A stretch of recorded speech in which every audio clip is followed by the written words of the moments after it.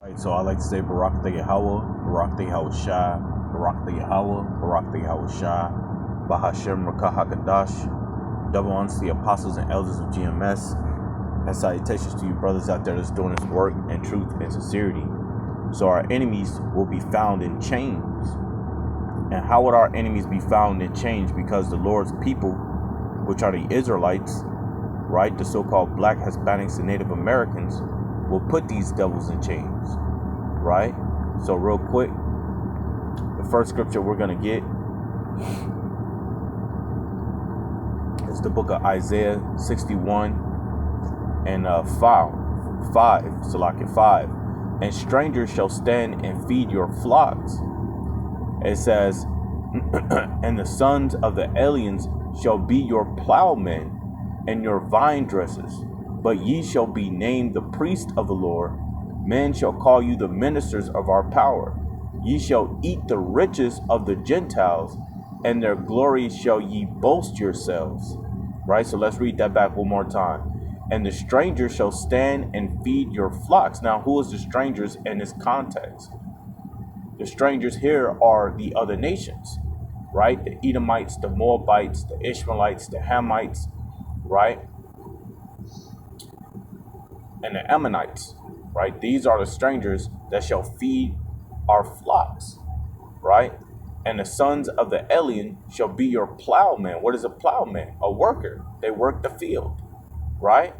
And your vine dressers. But ye shall be named the priest of the Lord. Men shall call you the ministers of our power. Ye shall eat the riches of the Gentiles, and in their glory ye shall boast yourselves, right? Because of the curses that was once put upon us are going to be put upon our enemies. So this is Deuteronomy chapter 30, verse 7. And the scripture says, and the Lord thy power shall put, Salakia, and the Lord thy power will put all these curses upon thine enemy and on them that hate thee, which prosecuted thee, right? Who prosecuted us, right? Again, the nations that hate us. When you go back into the book of Psalms, the 83rd chapter, let's get that. Right? Psalms 83, and we'll start at 2. For lo, thy enemies, who are our enemies? Our enemies are the people of the other nations, right? The scripture says our enemies, the heathen, right? Let's get that too. And then we'll come back to this Psalms 83. Let's get that.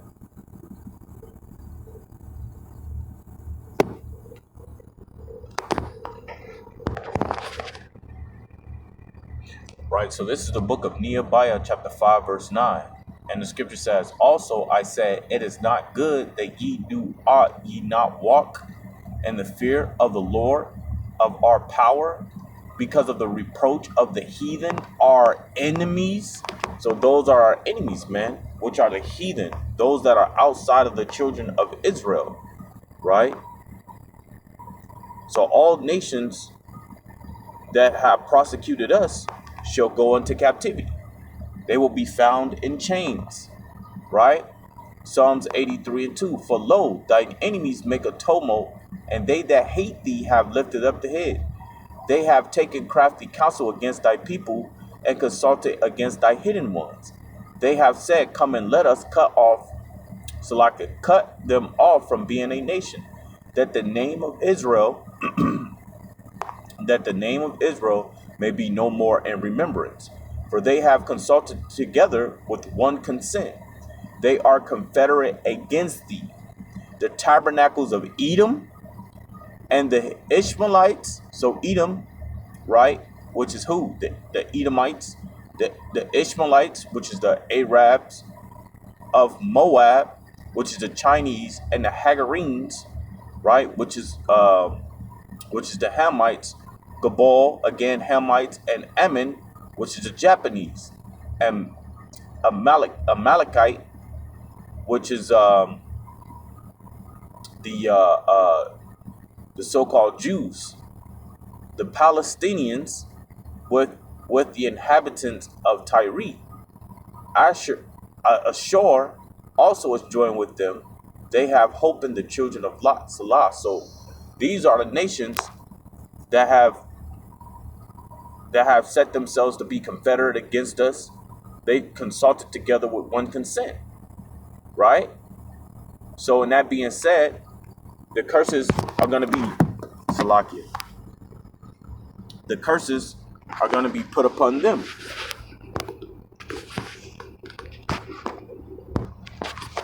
right? So we're going to get this in the book of Jeremiah 30 and 16. And the scripture says, therefore all they that devour thee shall be devoured, and all thine adversaries, every one of them, shall go into captivity, right? And they that spoil thee shall be spoiled, and all that prey upon thee will I give for prey, right? So our enemies that have risen up against us are going to go into captivity, right? They are our adversaries, right? So why wouldn't you want our enemies to go into captivity? See, you got Jake, 2/3 of our people who say, you know, we have not went through that captivity. No, we're feeling that captivity now, man. Just because you're not being whipped in the back on a day-to-day basis because you haven't performed your duties on a level that Esau wants you to, doesn't mean that you're not going through something physical every day, tiring yourself out. You got to wake up in the morning and go to work. You know, a lot of you have to be at work all day. You know, and though the other nations have to go through the same thing, that's an in-house problem. That's not our problem.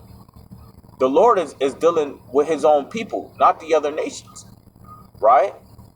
So really, you niggas tend to forget that your enemies still have you in captivity physically and mentally, man.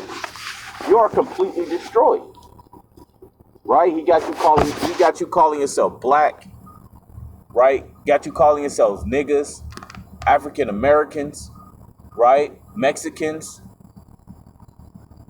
He got you calling yourselves redskins, which really he's the redskin, right? Because his blood shows forth through his skin. So let's keep going here.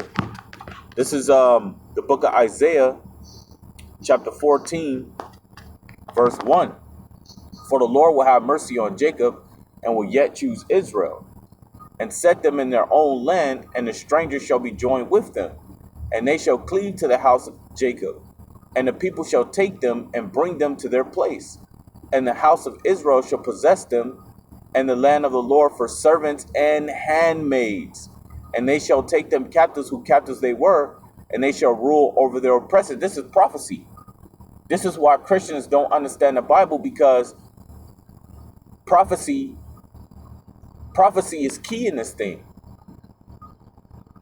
So Christians don't want to go into prophecy. That's why they say that the Old Testament is done away with, because now the Lord is saving the Gentiles, which in their reference is the other nations, which that's not the case. You got to understand is that Yahweh Shai, he was sent. He was sent. So who was he sent by? Yahweh, the Father. And the Father agenda have always been the same as it was in the book, in the Old Testament, in the so-called Old Testament. The scriptures tell you in Malachi 3 and 6, I change not. So what makes you think that the Most High is going to send his son to go now unto the Gentiles, right? Which your reference is the other nations.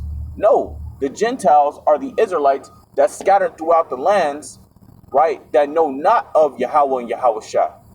That know not of his laws and statutes and commandments, right? So in that being said, the Lord is going to gather his people from among all nations, right? And set them in the land that he have promised them, right? And you nation, you're going to be found servants and handmaids unto us, because you have all had us in captivity, right? That's the book of Matthews, the book of Matthews 21 and 24. Let's get that. This is the book of Matthews 21 and 24. And Yahweh Shai, Salakia. Luke, my bad. Luke 21 and 24. And the scripture says, and they shall fall by the edge of the sword. Who shall fall by the edge of the sword? You Israelites. and shall be led away captive unto all nations, and Jerusalem shall be trodden down by of the Gentiles until the time of the Gentiles be fulfilled. Right? So we're going to be trodden down until the time of the Gentiles be fulfilled, and then their destination is going to be what? Let's go into that. This is right, Revelation chapter 13 verse 9. If any man have an ear, let him hear. He that leadeth into captivity shall go into captivity. He that killeth with the sword must be killed with the sword. Here is the patience and the faith of the saints, and the saints are the Israelites. This is our patience. Our patience is to wait upon Yahweh while Yahweh Shai, which we're waiting for Yahweh to send Yahweh Shai back into the world to redeem us, to save us, to bring us salvation, and to put our enemies up under our feet. The scripture says, ye shall tread them. You shall tread upon your enemies. Matter of fact, let's get that. Right, this is going to be the last one. We'll end it from that. This is Deuteronomy 33 and 29. And the scripture says,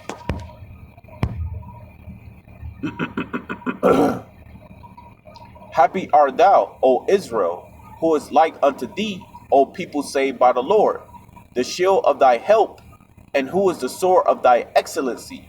And thine enemies shall be found liars unto thee, and thou shalt tread upon their high places. So we're going to tread upon their high places, right? So this is what's coming into our enemies, man, right? You believe that you're going to get away with all of the wickedness that ye have put upon us. No, you're not going to get away with it. One more, and then we'll end it. This is Galatians chapter 6, verse 7. And the scripture says, be not deceived, the Most High is not mocked. For whatsoever a man soweth, that shall he also reap, man. So you're going to reap. You have sowed rape, robbery, and murder. You're going to reap the same, man. Right? But when we have you in captivity, we're going to do unto you in righteousness, man. Not how you have did us, took our wives, raped our women, raped our children, raped our men, right? Castrated us, right? We're gonna do unto you in righteousness. That's why the scriptures tell us what? To meditate terror upon them. But other than that, we'll go ahead and end it from there and say Barakatah Yahweh Bahashem Yahweh Shah. Shalom.